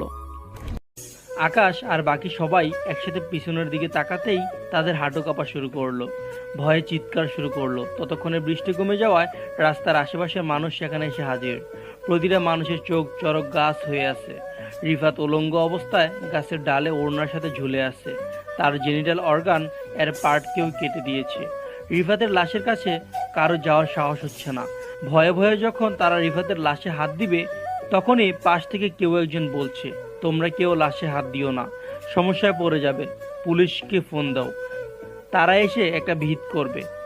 ঘণ্টাখানেক পর ঘটনাস্থলে পুলিশ এসে উপস্থিত হলো। হাতে গ্লাভস পরে লাশটাকে নিচে নামালো। রিফাতের পরিবারের লোকজনকে ডাকা হলো। তারা জানায় তার পরিবার মা বাবা ছাড়া আর কেউই নেই। দুজনেই 15 দিন হলো হজ করতে গেছে। পুলিশ তখন আকাশের দিকে তাকিয়ে জিজ্ঞাসাবাদ শুরু করলো। আকাশ কাঁপা কাঁপা কণ্ঠে ভারী গলায় শুরু থেকে শেষ অবধি বলল। বাকি ইনভেস্টিগেশনের জন্য লাশটাকে ফরেনসিক মেডিসিনের প্রেরণ করা হলো। তরুণ যুবকের সুসাইডের খবর শুনে ডিএমপি তমাল ঘোষ নিজেই পরিদর্শন করতে এসেছে। হাতে গ্লাভস পরে লাশটাকে নাড়িয়ে চাড়িয়ে দেখছে। হঠাৎ খেয়াল করলো লাশের পাশে হলুদ রঙের একটা ওড়না। তমাল ঘোষ ডাক্তারের কাছ থেকে জানতে পারে লাশটা এই ওড়নাতে ঝুলেছিল। তমাল ঘোষ একটু অবাক হয়ে যায়, কারণ সকালবেলা রিয়ার কাপড় চোপড়গুলো তাদের পরিবারের হাতে তুলে দেওয়ার সময় সেখানে সেম কালারের ওড়না ছিল। তমাল ঘোষের মাথায় সেই প্রশ্ন বারবার আঘাত করছে, এত রঙের ওড়না থাকতে হলুদ ওড়নাই কেন গলায় পেঁচিয়ে মার্ডার করলো? ডাক্তার বলল একটু পরে পোস্টমর্টম করা হবে, তারপর সবকিছু বলা যাবে। তমাল ঘোষ পুরো ঘটনা জানার জন্য অধীর আগ্রহে আছেন, তাই যতক্ষণ পোস্টমর্টম করা হলো ততক্ষণ সেইখানেই অপেক্ষা করলো। পোস্টমর্টম করা শেষ হলে ডাক্তার তমাল ঘোষকে জানায়, স্যার, ছেলেটার মৃত্যু জেনিটাল অর্গান বা গলা পেঁচিয়ে ঝুলানোর জন্য হয়নি। তাহলে কিভাবে হয়েছে? স্যার, আমরা ভিকটিমের স্পাইনাল থেকে ফ্লুইড কালেকশন করে সেটা কালচার করে দেখেছি। সেই ফ্লুইডে অ্যানেস্থেশিয়া মেডিসিন পাওয়া গেছে, যার ক্ষমতা সাধারণ অ্যানেস্থেশিয়া থেকে 3 গুণ বেশি। এগুলো অনেক দামি বিদায় আমাদের দেশে অপারেশন করার আগে এই মেডিসিন দিয়ে অবশ করা হয় না। মাত্র 5 সেকেন্ডের ভেতর এই মেডিসিন সম্পূর্ণ শরীরকে অবশ করে ফেলে। আপনি বলতে চাচ্ছেন এই মেডিসিন প্রয়োগ করার জন্যই তার মৃত্যু হয়েছে, আর মৃত্যুর পরে জেনিটাল অর্গান কেটে ঝুলানো হয়েছে? না স্যার, মেডিসিন দিয়ে শুধু অবশ করা হয়েছে, তারপর শ্বাসরোধ করে ভিকটিমকে মারা হয়েছে। এরপর তার জেনিটাল অর্গান কাটা হয়েছে। সবথেকে অবাক করার বিষয় এটাই যে ভিকটিমের জেনিটাল অর্গান সালফুরিক অ্যাসিড দিয়ে পুড়ে ফেলার চেষ্টা করা হয়েছে, তারপর বাকি অংশটুকু কাটা হয়েছে। নিঃসন্দেহে বলতে পারি ছেলেটার প্রতি কারো হিংসার মাত্রা অতিরিক্ত বেড়ে গিয়েছিল। আর কিছু জানতে পেরেছেন? না স্যার, আর কিছু জানা যায়নি, তবে জানা গেলে অবশ্যই আপনাকে ইনফর্ম করব। অফিসার তমাল ঘোষ মনে করছে রিয়া নিখোঁজের সাথে এই মার্ডারের সাদৃশ্য রয়েছে, তাই পুলিশ সুপারের কাছে আবেদন করলো এই মার্ডার কেসটা যেন তার কাছে অর্পণ করা হয়। তমাল ঘোষ তার বাকি বন্ধুদের থানায় দেখা করতে বলল। থানার কথা শুনে কারো যাওয়ার সাহস হচ্ছে না। বাধ্য হয়ে আকাশ আর নিলয় উপস্থিত হলো। তমাল ঘোষ দুজনকেই জিজ্ঞাসাবাদ করলো। লাশটার সাথে তোমাদের সম্পর্ক কি? স্যার, রিফাত আমার ছোটবেলার বন্ধু। আমরা একসাথে বড় হয়েছি, একই স্কুলে পড়াশোনা করেছি। কথাটা বলেই আকাশ হু হু করে কেঁদে উঠল। অফিসার নিলয়কে জিজ্ঞাসা করলো, তোমার কেমন বন্ধু? স্যার, প্রথমে আকাশের সাথে আমার বন্ধুত্ব হয়, তারপর আকাশের মাধ্যমেই রিফাতের সাথে পরিচয় হয়। কিন্তু স্যার, আমাদের এসব জিজ্ঞাসাবাদ করছেন কেন? কারণ আছে বলেই করছি। আচ্ছা, তোমরা আমাকে একটা কথা বলো তো, তোমার বন্ধুর সাথে শত্রুতা ছিল বা কোনো মেয়ের সাথে সম্পর্ক ছিল? না স্যার, কারোর সাথে কোনো শত্রুতা ছিল না, এমনকি তার মেয়ের কোনো বান্ধবীও ছিল না। তমাল ঘোষ আকাশের দিকে তাকিয়ে দেখে কথা বলার সময় তার ঠোঁট দুটো অনবরত কাঁপাকাঁপি করছে, মনে হয় সে কিছু লুকাচ্ছে। বর্ষাকালে এত রাতে 8 জন মিলে স্কুল মাঠে কি করছিলে? তার আগে বলো, তোমরা দুজন এখানে, বাকি 5 জন কোথায়? স্যার, দুজনের পরীক্ষা চলছে, বাকি 3 জনকে জানাতে পারিনি ফোন বন্ধ থাকায়। আচ্ছা, সমস্যা নেই, আমি জানিয়ে দিব। এখন আমার আগে প্রশ্নের উত্তর দাও। স্যার, আমরা বন্ধুরা মিলে আড্ডা দিচ্ছিলাম, হঠাৎ করে ওইখান থেকে রিফাত উধাও হয়ে যায়। কি নিয়ে আড্ডা দিচ্ছিলে? একটা জীবন্ত মানুষ হাওয়া হয়ে গেল, তোমরা টের পেলে না? অন্ধকার রাত ছিল, তার ভেতরে 8 জন মানুষ, খেয়াল করতে পারিনি স্যার। 8 জন মিলে আড্ডা দিচ্ছিলে নাকি কোনো পরিকল্পনা করছিলে? স্যার, এসব কি বলছেন? কিসের পরিকল্পনা করব? গলা নামিয়ে কথা বলো। আর এখন তোমরা আসতে পারো, আবার দরকার হলে ডেকে নিব। আকাশ আর নিলয় চুপ করে থানা থেকে বের হয়ে আসে। মনে হয় জাহান্নাম থেকে জান্নাতে প্রবেশ করলো। তাদের কথার অঙ্গভঙ্গিতে তমাল ঘোষ কোনো রহস্যের গন্ধ পাচ্ছে। রাত 12টা বাজে, আকাশ বিছানায় হেলান দিয়ে শুয়ে আছে। মনের ভেতর ভয়ের পাহাড় ধীর গতিতে সৃষ্টি হচ্ছে। হঠাৎ ফোনের ভাইব্রেটে কেঁপে ওঠে। ডিসপ্লের দিকে তাকিয়ে দেখে নিলয়ের নাম্বার। দোস্ত, কই তুই? আমি তো বাসায়। তোকে এত অস্থির লাগছে কেন? আকাশ, আর একটা খারাপ খবর আছে। কিসের খারাপ খবর? শাকিল নাকি ছাদ থেকে লাফিয়ে সুইসাইড করেছে। কথাটা শুনেই আকাশের হাত থেকে ফোনটা বিছানায় উপর পড়ে যায়। গতকাল রাতে রিফাত, আজ রাতে শাকিল, সবকিছু 8 জনকে ঘিরে। তার মানে কি রিয়ার আত্মা সবাইকে শেষ করে ফেলবে? কিন্তু আত্মা এসব তো মিথ্যে, তাহলে কি ভাবা সম্ভব? তাড়াতাড়ি করে আকাশ সোসাইটি স্পটে গিয়ে দেখে শাকিল উপর থেকে মাটিতে পড়ে আছে। চারপাশে রক্তের স্রোত বয়ে যাচ্ছে। মাথার মগজ বাইরে থেকে চিকচিক করছে। পুলিশ চারদিকটা ঘিরে রেখেছে। শাকিলের পরিবার কান্নায় ভেসে যাচ্ছে। নিলয় এসে আকাশের পাশে চুপ করে দাঁড়িয়ে আছে। আশেপাশের সমস্ত মানুষজন, পুলিশ আর আকাশের বন্ধুরা একটা বিষয় দেখে রীতিমতো ভয় পাওয়ার শেষ লেভেলে পৌঁছে যায়। পুলিশ যখন শাকিলের লাশটাকে সোজা করার চেষ্টা করছিল, তখন শাকিলের এক পাশে দেখতে পায় রক্ত দিয়ে বড় বড় করে রিয়ার নাম লেখা। চমকে যায় আকাশ ও তার বন্ধুরা। বিন্দু বিন্দু ঘামের কণা কপাল থেকে টুপটুপ করে গা বেয়ে পায়ে পড়ছে। আকাশ মনে মনে ভাবছে, তবে কি রে বেঁচে আছে নাকি তার আত্মা আমাদের সবার উপর প্রতিশোধ নিচ্ছে? শাকিলের পরিবারের অনুমতি নিয়ে লাশটাকে মর্গে নিয়ে যাওয়া হয়। তাদের জিজ্ঞাসাবাদ করতে সকালবেলা থানায় ডাকা হয়। সাথে বাকি বন্ধুদেরও আসতে বলা হয়। সকাল 10টা বাজে, সূর্যের আলো চারপাশটা আলোকিত হয়ে আছে। শুধু অন্ধকার হয়ে আছে রিয়ার মা বাবার জীবন। মেয়ের সুখে কাঁদতে কাঁদতে মা আজ মৃত্যু দুর্গরা উকি দিচ্ছে। বাবার পাগল মন প্রতিটা প্রহর মেয়েকে খুঁজে বেড়াচ্ছে। এই বুঝি মেয়েটা ফিরে আসবে, এই বুঝি বাবা বলে জড়িয়ে ধরে কপালে বড় একটা চুমু এঁকে দেবে। পুরনো স্মৃতিগুলো মনে করে চোখের কোণে হাজারো জলরাশি খেলা করছে। হঠাৎ আকাশ বলল, কাকু, তোমাদের সবার প্রবলেম কি? তোমাদের মেয়েকে কি আমরা খুন করেছি? রিয়া তোমাদের মেয়ে হয়, আমার কি বোন হয় না? তোমাদের যতটা কষ্ট হচ্ছে আমারও ঠিক ততটাই কষ্ট হচ্ছে, আর তোমরা সবাই আমাকে বুঝতেই চাইছো না। এসব বলছিস কেন? তাহলে কি বলবো? প্রত্যেকটা দিন থানায় যেতে হচ্ছে আমাদের। আমরা তো ভদ্রঘরের সন্তান, প্রতিদিন থানায় যেতে আমাদের খারাপ লাগে। আমরা কোনো মার্ডারের আসামি নাকি যখন তখন থানায় যেতে হবে? হয়তো তোদের কাছ থেকে পুলিশ কোনো সূত্র খুঁজে বের করবে, তাই বারবার তরফ করে। আমরা শত্রুকে ভয় পাই নাকি? আর এসব আমাকে বলছিস কেন? আমি যতদূর জানি তোর বন্ধু শাকিল গতকাল রাতে ছাদ থেকে লাফিয়ে সুইসাইড করেছে। সেই সুবাদে পুলিশ তোদের থানায় যেতে বলেছে। এখানে রিয়ার কোনো প্রশ্নই ওঠে না। কাকার মুখে এমন কথা শুনে আকাশ মুখটা পেঁচার মতো করে বদমেজাজি রুম থেকে বের হয়ে গেল। রিয়ার মা কেবল চুপ করে কথাগুলো হজম করছিল।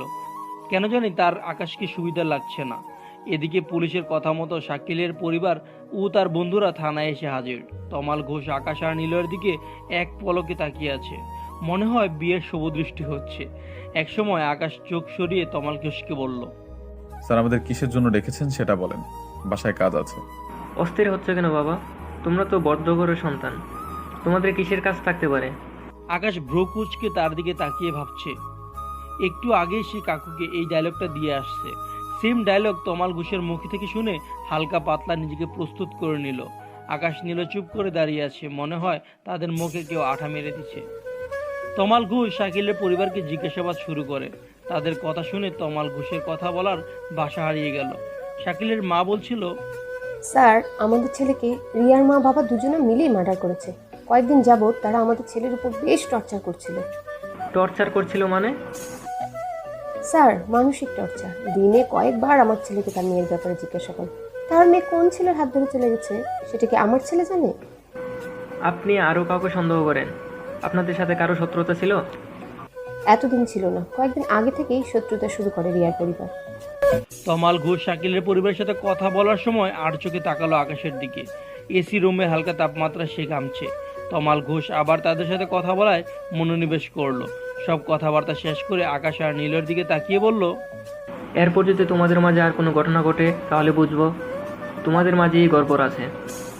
থানা থেকে বের হয়ে আকাশ আর নিলয় সরাসরি তাদের সব বন্ধুদের সাথে দেখা করে সাবধানে থাকতে বলে। তাদের সবার ভিতরে ভয় বিরাজ করছে, চোখে মুখে ভয়ের ছাপ। এদিকে পোস্টমর্টম রিপোর্টের জন্য তমাল ঘোষকে ল্যাবে ডাকা হয়। ডাক্তারের জবান অনুযায়ী শাকিলকে প্রথমেই হিপনোটাইজ করা হয়। তারপর আগের ভিকটিমের বডিতে যে স্পাইনাল মেডিসিন দেওয়া হয়েছিল সেই স্পাইনাল মেডিসিন দিয়েই শাকিলকে অবশ করা হয়।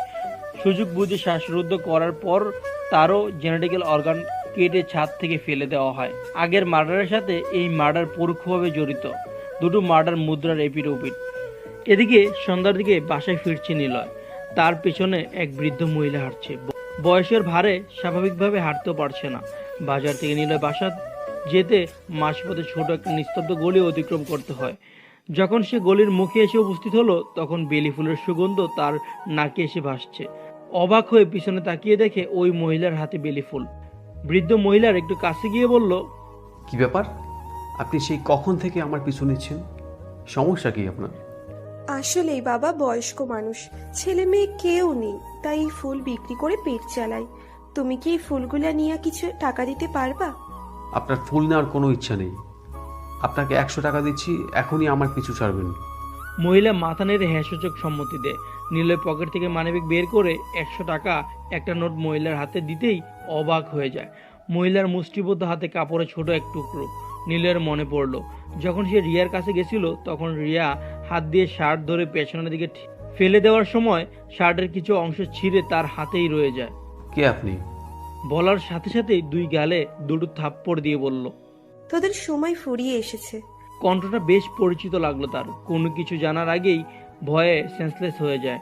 রাত 3টা বাজে। নিলয় হাসপাতালে ভর্তি, এখনো সেন্স আসেনি। আকাশ ব্যাডের পাশে দাঁড়িয়ে আছে, কিছু একটা ভাবছে। হঠাৎ তার চোখ গিয়ে পড়লো জানলার পর্দায়। কারো ছায়া জানলার পর্দায় স্পষ্ট দেখা যাচ্ছে। আকাশ ধীরে ধীরে জানলার কাছে গিয়ে দেখে কিছুই দেখতে পেল না। বিছানার পাশে এসে আবার দাঁড়াতেই সেই ঘটনার সম্মুখীন হলো। আবারও জানলার কাছে গিয়ে দেখে কিছুই নেই। মনে মনে হ্যালোসিনেশন ভেবেই বসে রইল। সারা রাত এইভাবেই কাটলো। সকালবেলা নীলের গান আসতেই বলল, আকাশ, সে আমাদের বাঁচতে দিবে না, আমাদের সবাইকে মেরে ফেলবে। কি আছে বাবা, কে বাঁচতে দিবে না? আমার কাছে বল। নীলয় চুপ করে আকাশের দিকে তাকিয়ে আছে। আকাশের বুঝতে বাকি রইল না নীলয় রিয়ার ব্যাপারে কিছু বলবে, যার জন্য তার মায়ের কাছে কিছু বলতে পারছে না। আকাশ কায়দা করে নীলয়ের মাকে বের করে নীলের কাছে সবকিছু জানতে চাইলো। কি হয়েছে বল আমার কাছে। দোস্ত, রিয়ার আত্মা আমাদের বাঁচতে দিবে না। তুই এখন আত্মা নিয়েই ভাবছিস? বিশ্বাস কর, গতকাল সন্ধ্যাবেলা রিয়ার আত্মা আমাকে থাপ্পড় মেরে বলেছিল আমাদের সময় ফুরিয়ে এসেছে। নিলয় যেভাবে বলছে, বিশ্বাস না করে কোনো উপায় নেই। হাসপাতাল থেকে বের হয়ে দুজনে সরাসরি এক পীরের সম্মুখীন হয়ে বলল, একটা আত্মা আমাদের পিছু নিয়েছে, স্বাভাবিকভাবে জীবনযাপন করতে দিচ্ছে না। একটা সুষ্ঠু সমাধানের জন্য আপনার কাছে এসেছি। পীর বাবা তাদের হাতে দুটো তাবিজ দিয়ে বলল, প্রতিদিন সকালবেলা ঘুম থেকে উঠে খালি পেটে 1 গ্লাস পানিতে তাবিজটা আল্লাহর নাম নিয়ে ভিজিয়ে সেই পানি পান করবি। তারপর তাবিজটা আবার ডান হাতে কনুইয়ের উপরে বেঁধে রাখবি। আকাশ আর নিলয় মহা খুশি হয়ে পীরকে 5,000 টাকা বকশিস করে। অপরদিকে পুলিশের ভয়ে কাটাতে মোটা অঙ্কের টাকা দিয়ে কেসটা ক্লোজ করে দেয় আকাশ, নিলয় ও তার বন্ধুরা। এখন সবাই বিন্দাস লাইফ কাটাচ্ছে। রাতের বেলা খাওয়া দাওয়া শেষ করে কানে হেডফোন দিয়ে গান শুনছে আকাশ। এমন সময় খবর এলো তার এক বন্ধুর নাকি নাক মুখ দিয়ে ব্লাড বেরোচ্ছে। হাসপাতালে ভর্তি করা হয়েছে। বাধ্য হয়ে হাসপাতালে গিয়ে তার বন্ধুকে মর্গে খুঁজে পায়। পুলিশের কোনো হাত না থাকায় লাশটাকে ওইভাবেই কবর দেওয়া হলো। তারা দুজন ভাবছে, একটু ভুলের জন্য আমাদের আর একটা বন্ধু হারিয়ে গেল। পীর বাবার কাছে যদি তাকেও নিয়ে যেতাম, তাহলে আজ এই দৃশ্যের মুখোমুখি হতে হতো না। আকাশ তার বাকি 3 বন্ধুকেও পীর বাবার কাছে নিয়ে যায় এবং পীর বাবা আগের মতো করেই কিছু পরামর্শ দিলেন। তাদের সবার কাছে মনে হচ্ছে নতুন একটা জীবন ফিরে পেল তারা। আজ রাতে সবাই মাস্তি করব। হই উল্লাস করতে করতে তারা বাড়ি ফিরে গেল। বর্ষাকালে বৃষ্টি যেন থামতেই চাচ্ছে না। নরপশুগুলো এতটাই আনন্দিত ছিল যে ঘুটঘুটে অন্ধকার সন্ধ্যায় নেশা করে তারা মদ ও প্রয়োজনীয় নেশাদ্রব্য কিনে সেই জঙ্গলের ভিতর রুমটায় চলল। তখন রাত 8টা বাজে। সবাই নেশা করার ব্যস্ত। চারপাশে নিস্তব্ধতা গ্রাস করে আছে। আকাশে বিদ্যুৎ চমকাচ্ছে ঝিলমিলে আলো। সবাই উন্মাদ হয়ে আছে নেশার স্রোতে। এমন সময় কারো হাসির আওয়াজ পেল। তাদের মাথায় বাজ ভেঙে পড়ল। রুমের আশেপাশে ভালোভাবে খোঁজাখুঁজি করেও কিছু পেল না। নেশার ঘুরে হ্যালোসিনেশন ভেবে সবাই আবার নেশা করায় ব্যস্ত হয়ে পড়ল। প্রায় 2 ঘন্টা নেশার জগতে ডুবে থাকার পর ঘুমের রাজ্যে হারিয়ে গেল। সকালবেলা বর্ষাকালীন হওয়ার পরেও রোদের আলোয় চারপাশটা অন্যদিকে থেকে রঙিন হয়ে আছে। জানলা দিয়ে সূর্যের আবছা আলোয় আকাশ আর নীলের মুখে ছিয়ে যাচ্ছে। রোদের আলো চোখে ঠিক মাঝখানে স্থির হয়ে আছে। আকাশ চোখ কসলাতে কসলাতে সজাগ হয়ে তাকাতাকি করছে এদিক ওদিকে। নীলেও তার পাশে চিত হয়ে শুয়ে আছে। কাল রাতে নেশা করা ঘটনা মনে হতে বেশি সময় লাগেনি। আকাশ নীলের কাঁধে হাত দিয়ে বলল, দোস্ত সকাল হয়ে গেছে, আমাদের এখানে থাকা নিরাপদ না। কয়টা বাজে বন্ধু? আর একটু ঘুমিয়ে নেই। দেখ ভাই, পাগলামি করিস না, এতগুলো মানুষ একসাথে আছি দেখলে কেউ সন্দেহ করবে। কথাটা বলেই আকাশ থমকে যায়। তার স্পষ্ট মনে আছে গতকাল রাতে 5 জন একসাথে এখানে এসেছিল। তাহলে বাকি 3 জন কোথায়? ওরা কি তাদের রেখে চলে গেল? সামনের দিকে একটু একটু করে এগিয়ে দরজার লকটা খুলে সামনের দিকে তাকাতেই শরীরের সমস্ত শক্তি দিয়ে চিৎকার করে ওঠে। তার চিৎকার আওয়াজে নীলের ঘুম ভেঙে যায়। তাড়াহুড়ো করে আকাশের কাছে যেতে নীলেও চিৎকার করে পিছনের দিকে চলে আসে। তারা দুজনের রক্ত প্রবাহ বন্ধ হয়ে যাওয়ার উপক্রম। সামনের দিকে 3 গাছের 3 ডালে তাদের 3 বন্ধু উলঙ্গ অবস্থায় ঝুলে আছে। তাদের প্রত্যেকের জেন্ডিক্যাল অর্গানটা কাটা অবস্থায় ঝুলে আছে। 3 জনের গলায় এক রঙের ওড়না পেঁচানো। চোখগুলো বড় বড় করে তাদের দিকে তাকিয়ে আছে আকাশ আর নীলয়। মনে মনে ভাবছে, তার মানে রিয়ার আত্মা এদের সাথে এরকম নিষ্ঠুর কাজ করেছে। কিন্তু পীর বাবা তো বলেছিল হাতে তাবিজ বাঁধা থাকতে কোনো প্রেতাত্মা কারো কোনো ক্ষতি করতে পারবে না। তার মানে পীর বাবা আমাদের ঠকিয়েছে। 8 জনের মাঝে 6 জনকে রিয়ার আত্মাটা মেরে ফেলেছে। এখন আমরা 2 জন বেঁচে আছি। তাদের মনের ভেতর মৃত্যুর ভয় ঢুকে গেল। কিভাবে আত্মার কাছ থেকে তারা 2 জন বাঁচবে? পুলিশের ভয়ে তারা 2 জন 3টা গর্ত করে 3 বন্ধুকে মাটি চাপা দিয়ে দিল। তাদের আত্মবিশ্বাস ধীরে ধীরে কমে যাচ্ছে। 2 জন প্রায় পাগলের মতো হয়ে যায়। তারা সিদ্ধান্ত নিল এই আত্মার কাছ থেকে অনেকটা দূরে থাকবে, যেখানে তাদের কেউ খুঁজে পাবে না। রাতের আধারে বাড়ি থেকে টাকা পয়সা চুরি করে অজানা গন্তব্যে যাওয়ার প্রস্তুত নেয়। রাস্তার পাশে দুজনেই গাড়ির জন্য অপেক্ষা করছে। এত রাত্রে বাস স্ট্যান্ডে যাওয়ার মতো কোনো রিক্সা বা অটো না পাওয়ায় সম্ভাবনাই বেশি। তার মধ্যে সপ্তাহখানেক ধরে টিপ টিপ বৃষ্টির আমেজ। দুজনেই পাশাপাশি হাঁটছে। বিদ্যুতের আলোয় তাদের মুখের স্পষ্ট ঘামের রাশি বোঝা যাচ্ছে। হঠাৎ খেয়াল করলো একটা অটো রাস্তার পাশে দাঁড়িয়ে আছে। আকাশ একটু কাছে গিয়ে জিজ্ঞাসা করলো বাস স্ট্যান্ডে যাবে কিনা। অটোওয়ালা যেতে রাজি হয়। প্রায় 5 মিনিট যাওয়ার পর আকাশ আর নীলয় খেয়াল করলো অন্য রাস্তা দিয়ে যাচ্ছে অটো। আরে মামা, এদিক দিয়ে আপনি বাস স্ট্যান্ড যাচ্ছেন নাকি শ্মশান ঘাট যাচ্ছেন? বাবা, বৃষ্টিতে এই রাস্তা ডুবে গেছে, তাই এই রাস্তা দিয়ে যাচ্ছি। আচ্ছা, সমস্যা নেই, যেদিক দিয়ে ইচ্ছে যান, কিন্তু একটু তাড়াতাড়ি যাবেন। আকাশ আর নীলের কথাবার্তা অটোওয়ালা সব শুনছে। নীলয় সামনের দিকে তাকিয়ে দেখলো অটোটা সেই জঙ্গলের দিকে যাচ্ছে। আকাশ, সামনের দিকে চেয়ে দেখ। মামা, আপনি এই জঙ্গলে নিয়ে আসছেন কেন? কথাটা শুনে অটোওয়ালা হু হু করে হাসতে থাকলো। তারা 2 জন ভয়ে গুটিসুটি হয়ে অটোর ভেতরে বসে রইল। অটোওয়ালা নেমে তাদের দিকে তাকিয়ে বলল, এটা জঙ্গল না, তোদের শ্মশান ঘাট। কে আপনি? সাথে সাথে মাথার ওপর থেকে পর্দাটা সরাতেই অটো থেকে 2 জন দুদিকে পড়ে যায়। তুই? কেন ভাই, অবাক হচ্ছ? কি ভাবছিলে আমি আর বেঁচে নেই? আত্মা হয়ে তোমাদের পিছন পিছন ঘুরছি, কিন্তু না, আমি মরিনি। তোমাদের মতো জানোয়ারদের শেষ না করে আমার মৃত্যু হবে না। আরিয়া, লক্ষ্মী বোন আমার, আমি না তোর ভাই হই? তোর ভাইকে তুই মেরে ফেলতে পারবি? যে ভাই যখন নিজের বোনকে ধর্ষণ করতে দ্বিধাবোধ করেনি, সে কখনো কারো ভাই হতে পারে না। কথাটা শেষ করেই রিয়া আকাশের গলায় ওড়না পেঁচিয়ে হাত দুটো গাছের সাথে মিশিয়ে প্যারেক মেরে দেয়। চোখের সামনে ভয়ঙ্কর ঘটনা দেখে পিছনের দিকে দৌড়াতে থাকে নিলয়। দৌড়াতে দৌড়াতে হাঁপিয়ে গেছে। জঙ্গলের কোনো এক গাছের নিচে লুকিয়ে হাঁপাচ্ছে। সামনের দিকে তাকাতেই দেখে অফিসার তমাল ঘোষ। নিলয় খুশিতে তার দিকে এগিয়ে যায় আর বলল, স্যার, ওই মেয়েটা আমাদের মেরে ফেলবে। আকাশকে না জানি কি করেছে। তমাল ঘোষের পা ধরে সাহায্য চাইতেই লাথি মেরে পিছনের দিকে ফেলে দেয়। সুজা গিয়ে পড়ে রিয়ার পায়ের ওপর। তমাল ঘোষ নীলয়ের দিকে তাকিয়ে বলল, তোমাদের মতো নরপশুদের বেঁচে থাকার কোনো অধিকার নেই। তুই প্রেমের নামে আমার মেয়েটার সর্বনাশ করে মাটির নিচে চাপা দিয়েছিলি। আমি সব কিছু জানতাম, কিন্তু কোনো প্রমাণে ছিল না বলে এতদিন চুপ করেছিলাম। এই দিনটার অপেক্ষায় আর চুপ করে থাকবো না। রিয়া তমাল ঘোষের দিকে তাকিয়ে আছে, কারণ এই প্রতিশোধ নেওয়ার জন্য তমাল ঘোষই রিয়াকে সাহায্য করেছে।